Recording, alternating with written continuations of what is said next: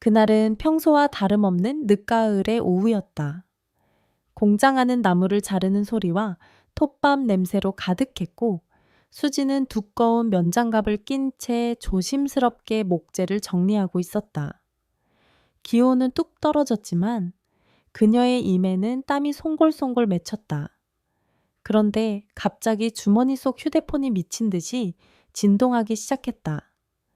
화면에는 엄마라는 두 글자가 떴고 수지는 본능적으로 심장이 덜컥 내려앉는 걸 느꼈다. 수진아, 아버지가 쓰러지셨어. 지금 병원이야. 상태가 많이 안 좋아. 그 짧은 문장 안에 들어있는 공포와 절망은 전화를 끊자마자 수진을 바닥에 주저앉게 만들었다. 손에 들고 있던 작업 도구가 바닥에 떨어져 산산이 부서졌지만 그녀는 그 사실조차 인식하지 못했다. 모든 소리가 뿌해졌고 주변이 흔들렸다. 단지 한 가지 생각뿐이었다. 지금 당장 아버지 곁으로 가야 해. 그녀는 허겁지겁 공장을 나와 바로 시외버스 터미널로 향했다. 강원도의 외곽 마을까지 가는 버스는 하루에 몇 번뿐이었고 그녀는 마지막 차표를 손에 쥐고 버스 안에 몸을 실었다. 차창 밖으로 흐릿한 가로등 불빛이 스쳐 지나가고 마음은 초조함과 두려움으로 가득했다. 병원에 도착했을 때 응급실은 이미 조용해져 있었다. 낯선 소독약 냄새가 코를 찌르고 멀리서 기계음이 간헐적으로 울렸다. 어머니는 대기의자에 앉아 있었다. 얼굴은 창백했고 손은 떨리고 있었다. 아버지는 응급실 안침대에 누워 있었고 반쪽 얼굴은 이미 움직이지 않았다. 의사는 조용히 말했다. 뇌출혈입니다. 당장 서울 쪽 병원으로 옮기셔야 합니다. 시간이 많지 않아요. 그런데 구급차 비용도 꽤 됩니다. 어머니의 눈동자가 흔들렸다. 우리 돈이 없어요. 그 순간 수지는 주저하지 않았다. 손에 있는 오래된 핸드폰을 꺼내 들고 현우에게 전화를 걸었다. 결혼한 지 이제 겨우 2년. 그의 목소리는 수진이 기대고 싶은 마지막 기둥이었다. 전화를 받자마자 그녀는 울먹이며 말했다. 오빠, 아버지가 지금 큰일이야. 위독하대. 병원 옮겨야 해. 나 지금 어떻게 해야 할지 모르겠어. 오빠 제발 좀 내려와 줄 수 있어. 하지만 들려온 대답은 얼음처럼 차가웠다. 엄마가 반대하셔. 남의 집 일에 나서는 건 체면 깎인다고. 나도 참 난처해. 미안해. 그 짧은 말 속에 담긴 무관심은 마치 누군가가 심장을 쥐어짜는 듯한 고통을 안겨주었다. 믿고 있던 사람에게 외면당하는 순간 수지는 세상이 무너지는 소리를 들었다. 알겠어요. 그녀는 그렇게 대답하며 전화를 끊었고 그대로 병원 복도를 걸었다. 다리는 떨렸고 시야는 흐려졌지만 울 수 없었다. 울기엔 아직 아버지를 살려야 했다. 그녀는 다시 핸드폰을 들었다. 친구, 직장 동료, 심지어 한 번밖에 마주치지 않았던 이웃들까지 모든 사람에게 연락했다. 혹시 조금만 돈 빌려줄 수 있을까요? 응급 이송비가 급해서요. 제발. 어떤 이는 모른 척했고 어떤 이는 짧게 요즘 다들 힘들어라며 끊었다. 하지만 소수의 사람들은 얼마 안 되는 돈이라도 건넸다. 그 돈을 하나하나 모아 결국 그녀는 구급차를 불렀다. 그날 밤 아버지는 구급차에 실려 서울의 대학병원으로 이송됐다. 창문 너머로 빠르게 지나가는 불빛들 속에서 수지는 아버지의 손을 꼭 붙잡았다. 손은 차가웠고 눈동자는 희미하게 떨리고 있었다. 그녀는 속삭였다. 아버지 제발, 제발 눈 떠요. 저 아직 할 말 많아요. 그 순간 세상은 멈춘 듯 고요했다. 사람들은 모르겠지만 그 밤은 수진에게 있어 인생이 산산조각 난 밤이었다. 하지만 동시에 그녀는 알지 못했지만 그것은 새로운 시작의 문턱이기도 했다. 새벽 3시, 서울의 한 대학병원 중환자실 앞 복도는 적막했다. 형광등 불빛은 차가웠고 자동문은 일정한 간격으로 삐걱 소리를 냈다. 수지는 벽에 기대어 앉아 있었다. 옷은 먼지투성이였고 신발은 진흙물에 젖어 축축했다. 두 손은 무릎 위에 가지런히 놓여 있었지만 손가락은 떨리고 있었다. 뭔가를 기다리는 사람의 손은 늘 그렇다. 그녀의 옆에는 어머니가 앉아 있었다.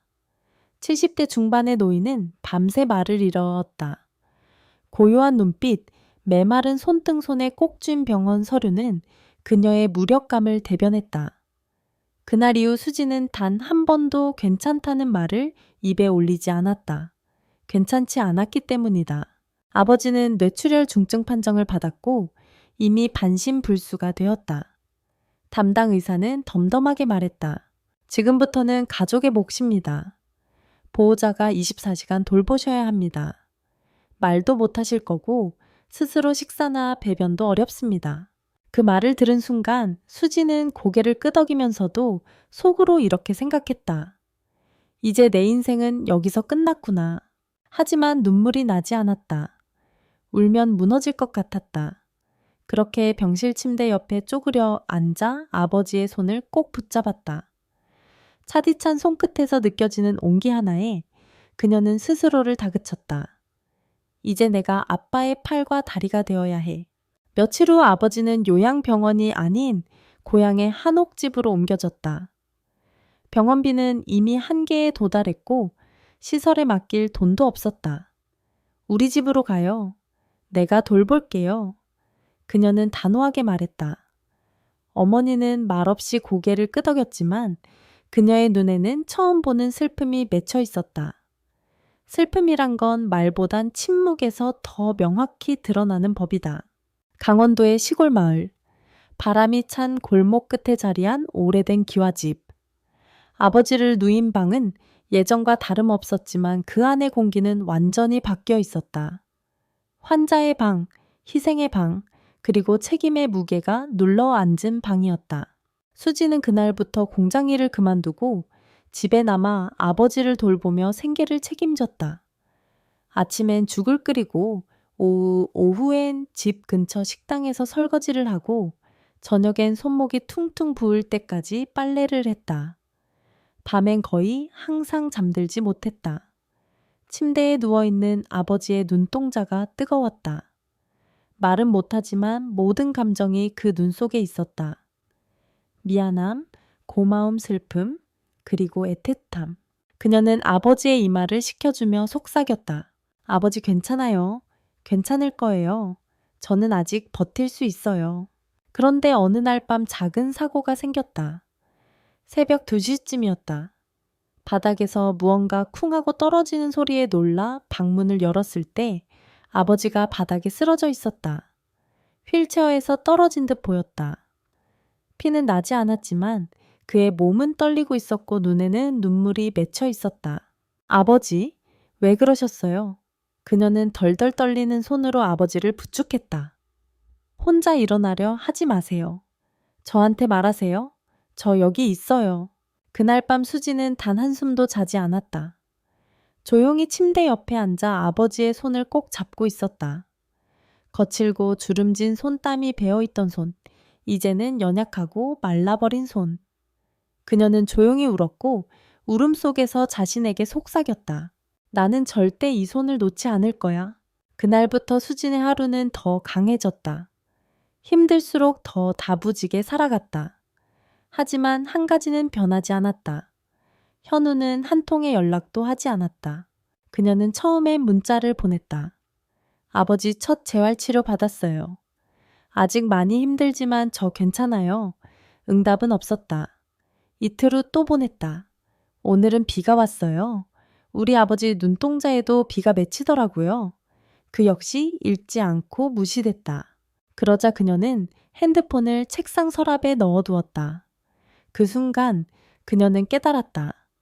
이제 나는 더 이상 누군가에게 기댈 수 있는 사람이 아니다.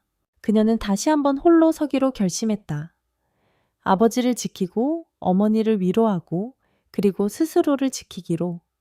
눈이 내리기 시작한 오후였다. 첫눈이 내리면 누구나 마음이 설렌다고들 하지만 수진에게 그날의 눈은 슬픔의 알림장 같았다. 그녀는 마루에 앉아 아버지에게 죽을 먹이고 있었고 한 입 한 입 조심스레 숟가락을 입에 가져갔다. 아버지는 말없이 받아 먹었다. 눈빛은 여전히 따뜻했지만 입술 한쪽은 여전히 움직이지 않았다. 그 순간 전화벨이 울렸다. 오랜만에 울린 낯선 번호. 수지는 잠시 머뭇거리다 전화를 받았다. 수진 씨죠? 저 지은이에요. 현우 동생. 지은. 그 이름만으로도 수진의 손은 떨렸다. 수년 전 그녀가 눈물로 무너졌던 그날 밤. 병원 복도에서 외면당하고 시댁 대문 앞에서 거절당했던 날이 떠올랐다. 우리 어머니가 지금 병원에 계세요. 넘어지셔서 고관절 골절이 심해요. 병원에서는 최소 몇 달은 누워 있어야 한다고 하네요. 그녀의 목소리는 예전보다 낮고 조심스러웠다. 하지만 수지는 묵묵히 들을 뿐 아무 말도 하지 않았다. 이어지는 지은의 말. 저희 솔직히 많이 후회해요. 언니한테 너무했죠. 그런데 지금은 도와줄 사람이 언니밖에 없어서요. 수지는 천천히 숨을 내쉬었다. 뭔가가 목 끝까지 올라왔지만 더 이상은 울지 않기로 한 사람답게 차분하게 대답했다. 그때 제 아버지가 쓰러졌을 때 누구도 도와주지 않았어요. 오히려 저는 그 집 앞에서 굴욕을 당했죠. 기억하시죠? 집안일은 각자 알아서 하라는 말요. 지은은 입을 다물었다. 아무 대답도 못했다. 수지는 이어서 말했다. 저는 그날 이후 다시는 누군가에게 애원하지 않겠다고 다짐했어요. 지금은 저도 저만의 삶이 있어요. 지켜야 할 부모님이 있고 겨우 버티고 있는 하루하루예요. 잠시 정적이 흘렀다. 지은은 떨리는 목소리로 말했지만 이미 수진의 마음은 결정이 서 있었다. 언니, 그래도 엄마는요, 많이 늙으셨어요. 우리 아버지도 늙으셨고 아팠고 그리고 아직도 누워 계세요. 그런데 그땐 아무도 제 곁에 없었어요. 그 말 한마디에 모든 감정이 담겨 있었다. 더는 설명도 이해도 필요 없었다. 죄송해요. 지은은 그렇게 말하며 전화를 끊었다. 하지만 수진의 마음은 흔들리지 않았다. 그녀는 느꼈다. 내가 마침내 그 고리를 끊어냈구나. 그날 저녁 그녀는 오래된 일기장을 꺼냈다. 책상에 앉아 연필을 들고 조용히 한 줄을 적었다. 과거는 내 뒷모습만 봐도 충분하다. 창밖에는 여전히 눈이 내리고 있었다. 하지만 수진의 눈 안에는 더 이상 눈물이 고이지 않았다. 무언가가 정리되었고 그 자리를 조용한 결심이 대신 채우고 있었다. 봄비가 조용히 내리는 날이었다. 흙냄새가 스며드는 골목 끝 기와집 앞 마당은 물방울에 젖어 반짝이고 있었다. 수지는 허리를 굽혀 작은 솥에 찜기를 올리고 있었다. 옛날부터 내려오던 전통 방식 그대로 대나무 찜기에 고구마 떡을 넣고 하나하나 증기로 익혀내는 일이었다. 그녀의 손놀림은 익숙했지만 조심스러웠다. 그녀가 처음으로 다시 세상과 이어지는 방식이기도 했으니까. 수지는 마을 장터에 작은 테이블 하나를 마련했다. 다 낡은 간이 천막을 걸고 송글씨로 쓴 팻말을 붙였다. 수진의 손맛, 고구마 떡, 쑥떡, 옛날 찐빵. 처음에는 아무도 눈여겨보지 않았다. 하지만 어느 날 비를 피해 장터 모퉁이에 잠시 머물던 노부부가 수진의 떡을 한 조각 샀다. 그리고 다음 날 또 찾아왔다. 이 떡 말이야. 옛날에 우리 엄마가 해주던 맛이야. 그 한마디에 수진의 눈이 붉어졌다. 정말 오랜만에 누군가 그녀의 손길을 따뜻하다고 말해준 순간이었다. 그날부터 입소문은 퍼졌다. 장터에서는 그 조용한 아주머니네 떡이 진짜야 라는 말이 오가기 시작했다. 그렇게 하루 이틀 손님이 하나둘 늘어났다. 그러던 어느 날 비가 부슬부슬 내리던 오후 장터 끝자락에 모자를 푹 눌러 쓴 한 남자가 수진의 좌판 앞에 멈춰 섰다. 그는 말없이 떡을 몇 개 샀고 고맙다는 인사도 없이 돌아섰다. 다음 날도 그 다음 날도 같은 시간이면 그 남자는 나타났다. 그리고 조용히 떡을 사갔다. 요즘 남자치곤 말수가 너무 없네. 시장 아주머니들이 농담처럼 수진에게 말하곤 했다. 하지만 수진은 그를 눈여겨보게 되었다. 비가 오는 날도, 해가 쨍한 날도 그는 늘 같은 옷 같은 모자 같은 표정으로 왔다. 그리고 어느 날 드디어 그가 말을 걸었다. 여기 따뜻한 차 한 잔 같이 드실래요? 수지는 처음엔 놀랐지만 그 목소리엔 부담도 없고 계산도 없고 그저 조용한 배려가 담겨 있었다. 그의 이름은 정준호. 예전엔 공무원이었다가 부모님 돌아가신 후 고향으로 내려와 혼자 살고 있었다. 그는 소박했고 조용했고 자신의 이야기를 잘 드러내지 않았지만 말 한마디 한마디에 온기가 있었다. 그날 이후 가끔씩 그는 수진에게 우엉차나 대추차를 건네며 조용히 앉아 떡을 먹고 갔다. 말이 많진 않았지만 눈빛은 항상 따뜻했다. 수지는 이상하게도 그와 있을 때면 긴장하거나 설명하거나 괜찮은 척 하지 않아도 되었다. 그것이 그녀에게는 처음 느끼는 평안함이었다. 제가 만든 떡은 그냥 힘든 날들을 버티면서 배운 거예요. 레시피가 있다기보단 그저 살아내기 위한 손놀림이었죠. 수진이 어느 날 조심스레 꺼낸 말에 준호는 고개를 끄덕이며 말했다. 그래서 더 맛있나 봐요. 그냥 맛이 아니라 사는 맛이 느껴지니까요. 그 말에 수지는 아무 대답도 하지 못하고 작게 웃었다. 비는 여전히 내리고 있었지만 그녀의 마음 어딘가에는 작은 햇살 하나가 내려앉은 듯 따뜻해졌다. 그날 밤 수지는 오랜만에 혼자 마루에 앉아 따뜻한 차를 마시며 오랫동안 펴지 않았던 사진첩을 열었다. 과거를 정리하려는 건 아니었다. 다만 그녀는 이제 과거를 꺼내도 아프지 않은 날이 올 수 있다는 걸 조금씩 믿기 시작한 것 같았다. 초여름이 다가오던 어느 날 마당에 핀 채송화가 햇살을 가득 머금고 흔들리고 있었다. 수지는 찜기 앞에서 땀을 닦으며 고구마 떡을 꺼내는 중이었고 대엔 미리 반죽해둔 쑥떡 반죽이 놓여 있었다. 그날도 준호는 늘 그렇듯 마을 장터 끝 작은 평상에 나타났다. 이번엔 한 손에 구멍난 바구니를 들고 다른 손엔 직접 캔두릅을 들고 있었다. 오늘은 떡 사는 김에 반찬도 드려요. 산에서 조금 따왔어요. 수지는 잠시 당황했지만 곧 고개를 숙이며 조용히 말했다. 감사해요. 정말 괜찮으세요? 산에 있는 게 더 좋아요. 도시보다 숨이 쉬워지거든요. 조이에이스. 그날 이후 준호는 때때로 들풀이나 나물버섯, 고구마, 멸치 한 줌 등을 가져왔다. 그 어떤 것도 큰 것이 아니었지만 수진에게는 나는 혼자가 아니다라는 작은 증거였다. 그는 절대 수진의 과거를 묻지 않았다. 대신 말없이 곁에 있었다. 찜기 위에 김이 오를 때 같이 앉아 있고 비 오는 날이면 우산을 건네고 추운 날이면 손난로를 슬쩍 놓고 갔다. 어느 날 찜기를 정리하던 중 천장에서 빗물이 떨어지기 시작했다. 수지는 놀라서 마루를 덮기 위해 비닐을 찾고 있었는데 그때 마침 나타난 준호가 망설임 없이 사다리를 타고 올라갔다. 손에 못자국과 흙이 묻었지만 그는 아무 말도 하지 않았다. 괜찮아요. 나중에 해도 되는데 빗물은 기다려주지 않잖아요. 그 한마디에 수지는 가슴 어딘가가 뜨끔했다. 그녀는 오랫동안 누군가에게 무언가를 기대지 않았었다.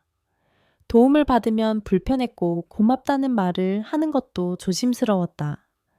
하지만 준호 앞에서는 그 모든 방어가 자연스럽게 풀리고 있었다.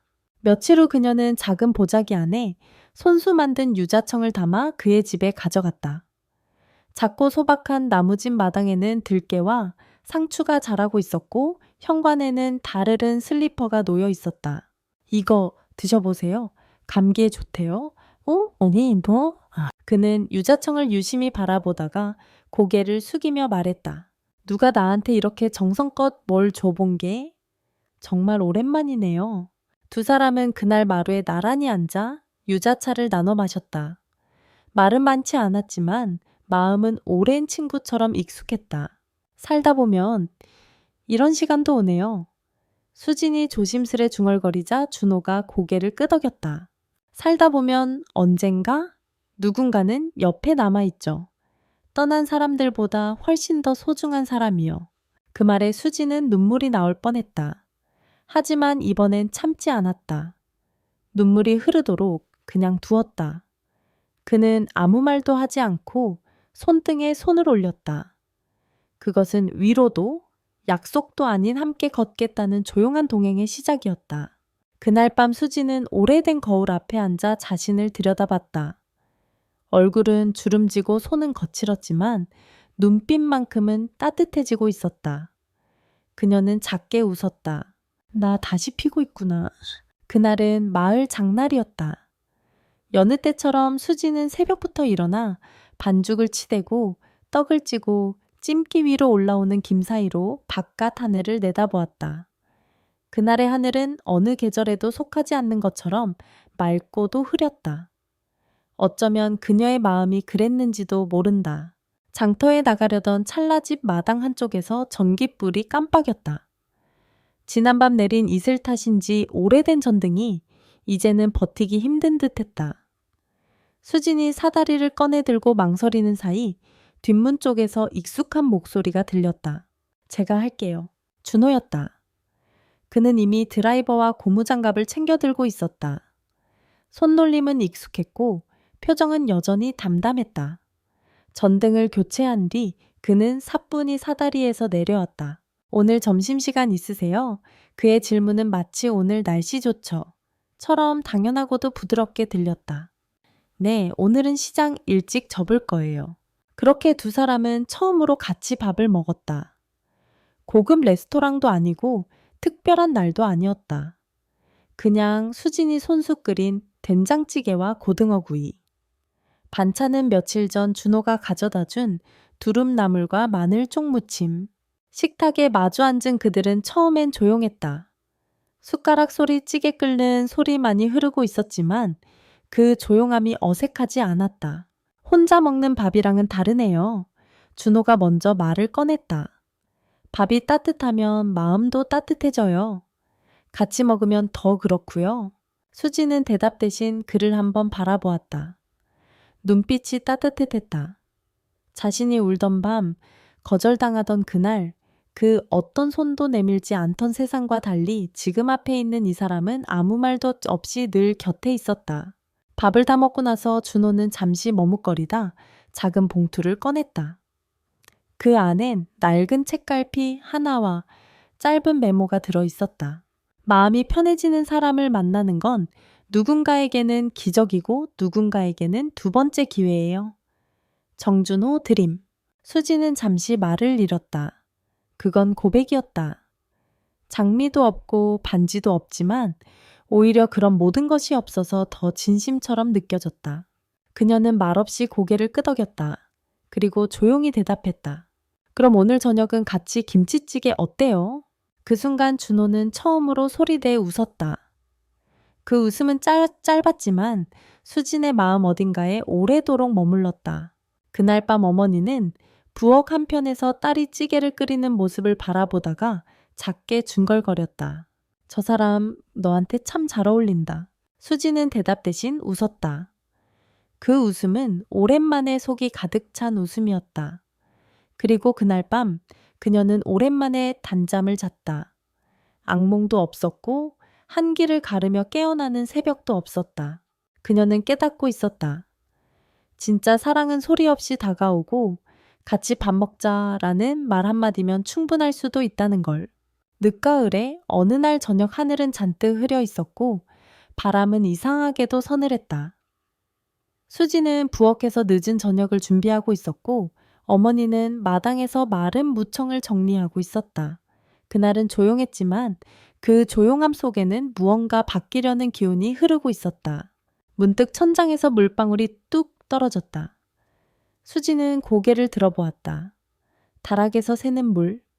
오래된 기와 사이로 빗물이 스며든 것이다. 비는 아직 내리지 않았지만 바람이 예사롭지 않았다. 그때 준호가 천천히 다가와 말했다. 오늘 여기서 잘게요. 괜찮을까요? 수지는 잠시 멈칫했다. 하지만 눈빛은 흔들리지 않았다. 여기 남으셔도 돼요. 방 하나 비어 있잖아요. 그날 밤 비는 정말로 내리기 시작했다. 그리고 기와 틈에서 떨어지는 물소리 나무가 삐걱거리는 소리, 아버지의 숨소리, 그리고 준호가 나란히 앉아있는 조용한 천. 모든 것이 소리 없이 그러나 아주 분명하게 그녀에게 말하고 있었다. 이제 너는 혼자가 아니야. 두 사람은 별다른 말을 나누지 않았다. 준호는 물 떨어지는 곳에 양동이를 놓고 젖은 담요를 걷어냈다. 그리고 나무 창틀을 고정하며 말했다. 지붕은 언젠가 새요. 중요한 건 그걸 막아줄 사람이 옆에 있느냐는 거죠. 그 말에 수지는 고개를 끄덕이며 말했다.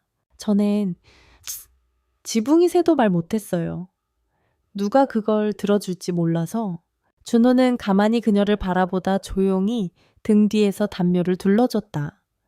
그건 추위를 막기 위한 행동이 아니라 이제는 보호받아도 된다는 허락 같았다. 며칠 후 두 사람은 자연스럽게 함께 살게 되었다. 서로의 생활에 얽매이지 않고 다만 함께 있다는 사실만으로도 하루가 더 단단해졌다. 준호는 새벽마다 물을 길어다가 마당에 상추와 깨집해 뿌렸고 수지는 새로 배운 쑥버무리를 만들어 같이 나눠 먹었다. 어느 날 어머니는 살짝 미소를 지으며 딸에게 물었다. 그 사람은 너랑 같이 늙어갈 사람이구나. 수지는 말없이 고개를 끄덕였다.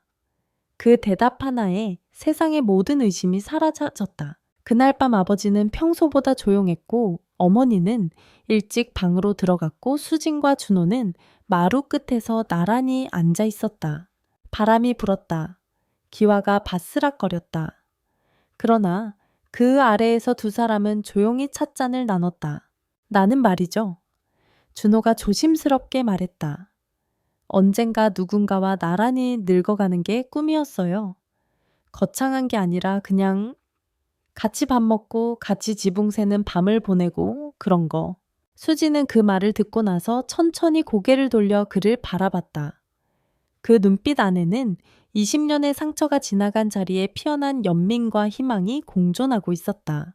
그녀는 조용히 말했다. 그럼 오늘부터 같이 늙어볼까요? 이른 아침 수지는 대나무 채반 위에 막 쪄낸 쑥버무리를 하나하나 정성스레 늘어놓고 있었다.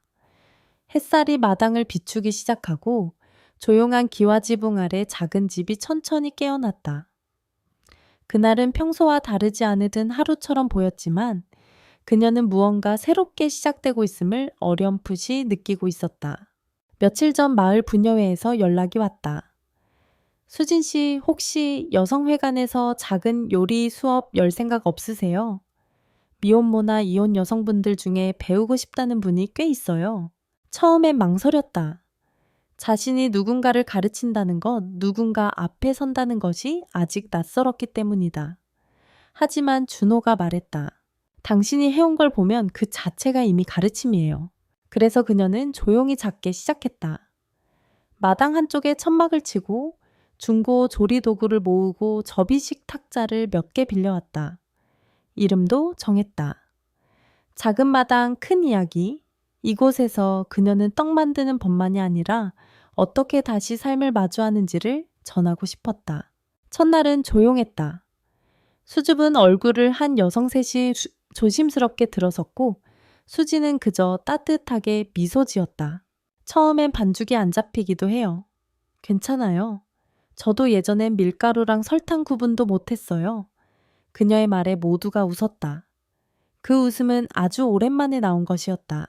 다음 날엔 한 명이 더 왔고 그 다음 주엔 또 다른 이웃이 친구를 데려왔다. 그리고 점점 그녀의 마당은 작은 따뜻한 공동체로 자라기 시작했다. 누군가는 이혼 후 아이를 데리고 살아가는 엄마였고 누군가는 갑작스러운 사별 후 길을 잃은 중년 여성이었고 누군가는 도시에서 상처받고 내려온 청년이었다. 그들 모두는 사는 법을 다시 배우고 싶었다. 그리고 수지는 그들에게 말없이 건넸다. 괜찮아요. 우리 같이 만들어봐요. 하루는 어린 시절 가정폭력을 피해 나온 20대 여성 미나가 말했다. 선생님 여기 오면 제가 숨 쉴 수 있어요. 사람들이 제 이야기를 들어줘요. 그냥 말할 수 있다는 것만으로 이렇게 마음이 가벼워질 줄 몰랐어요. 그 말에 수지는 가만히 고개를 끄덕이고 미나의 손을 꼭 잡아주었다. 그 손은 떨리고 있었지만 그 떨림은 이제 두려움이 아니라 살고 싶다는 떨림이었다. 그날 오후 그녀는 작은 나무 팻말을 만들어 마당 입구에 걸었다. 거기엔 이렇게 적혀 있었다. 여긴 당신의 이야기가 환영받는 곳입니다. 그리고 그 아래에는 작은 마당 큰 이야기. 비 오는 날이면 모두가 모여 따뜻한 고구마 떡을 나누었고 맑은 날이면 웃으며 쑥을 캐러 뒷산에 함께 올랐다. 그녀의 집은 이제 더 이상 상처를 숨기는 공간이 아니라 상처를 꺼내놓고도 괜찮은 공간이 되었다. 어느 날 저녁 준호가 말했다. 당신이 만든 이 공간 정말 아름다워요. 무너져놨던 사람들이 다시 서는 모습을 보는 게 꼭 기적 같아요. 수지는 미소 지으며 대답했다. 그 기적은 내가 만든 게 아니에요. 그저 누군가의 손을 놓지 않았을 뿐이죠. 그리고 이제 나도 그 손을 잡아주는 사람이 되고 싶어요. 그 순간 그녀는 깨달았다. 자신이 지나온 고통은 결코 헛되지 않았다는 걸. 그 아픔이 지금 누군가에게 희망이 되고 있다는 걸. 그날 오후 작은 마당 큰 이야기 수업이 끝나고 모두가 돌아간 뒤 수지는 오래된 다락방을 정리하고 있었다. 준호가 겨울 오기 전에 단열 좀 하자 며 함께 먼지 쌓인 박스들을 꺼내다가 구석진 곳에서 낡은 나무암 하나를 발견했다. 이건 뭐예요? 그의 말에 수지는 순간 멈칫했다. 그 나무암은 본 적도 없는 물건이었다. 마치 누군가 일부러 숨겨놓은 것처럼 조용히 깊숙한 곳에 숨어 있었다. 떨리는 손으로 뚜껑을 열자 그 안에는 한 장의 흑백 사진과 손으로 쓴 편지 봉투가 있었다. 사진 속에는 젊은 여성 한 명이 그 시절 교복을 입고 강가에 앉아 웃고 있었다. 수지는 단번에 알 수 있었다. 그건 어릴 적 단 한 번 기억 속에 남아있던 엄마의 얼굴이었다. 엄마? 준호는 조심스레 물러나 그녀에게 시간을 주었다. 수지는 편지를 꺼냈다. 봉투 위에는 붓펜으로 단정하게 적힌 글씨가 있었다. 수진이에게 엄마가 너무 늦게 전하는 이야기. 그녀는 한참 동안 숨을 고른 후 봉투를 열었다. 글씨는 조금 삐뚤었지만 한 획 한 획에 진심이 담겨 있었다. 수진아의 엄마는 좋은 사람이 아니었어. 널 낳고도 안아줄 용기까지 없었고 널 사랑하면서도 사랑한다고 말해줄 수 없는 사람이었단다. 그게 평생 후회였고 매년 첫눈 오는 날엔 너의 이름을 조용히 불렀어. 엄마가 너무 많이 부족했단다. 언젠가 네가 엄마를 미워하지 않고 살아가길 바랐어. 네가 강해지길 하지만 세상 앞에서 너무 혼자 강해지지는 않기를 바랐단다. 편지를 다 읽고 나서 수지는 처음으로 소리내어 울었다. 어릴 적 내내 마음속에 있던 물음표, 왜 나를 버렸을까? 나는 사랑받지 못한 아이일까? 그 질문들이 이 한 장의 편지로 조금씩 해답을 얻고 있었다. 그날 밤 준호는 아무 말 없이 그녀 옆에 앉아 등을 토닥였다. 수지는 머리를 그의 어깨에 기대고 조용히 말했다. 난 늘 나를 버린 사람이라고만 생각했어요. 하지만 이제는 그 사람도 두려움 속에서 사랑하려고 했던 걸 알 것 같아요. 그녀는 사진을 조심스레 액자에 넣어 마루 한켠 햇살이 가장 잘 드는 자리에 두었다. 그곳은 작은 화분들과 나란히 있는 자리였다. 그리고 다음 날 아침 그 자리에는 작은 쪽지가 붙어 있었다. 엄마 이제 우리 같이 살아요. 매일 아침 햇살 좋은 이곳에서요. 수진 드림. 그날 이후 수지는 달라졌다. 그녀의 떡은 더 부드러워졌고 그녀의 웃음은 더 따뜻해졌다. 그리고 그녀의 이야기는 이제 더 이상 슬픔의 기록이 아니라 치유의 증거가 되었다. 그날 아침 하늘은 유난히 맑고 고요했다. 기온은 뚝 떨어졌지만 바람은 없었다. 그리고 마당에는 올해 첫눈이 살며시 내리고 있었다. 수지는 조용히 창문을 열어 손바닥에 떨어지는 눈송이를 바라봤다. 그녀는 속삭이듯 말했다. 엄마 오늘 첫눈이에요. 같이 보자고 했잖아요. 그 순간 어머니는 작은 손난로를 들고 마루로 나왔다. 나도 그 편지 봤어.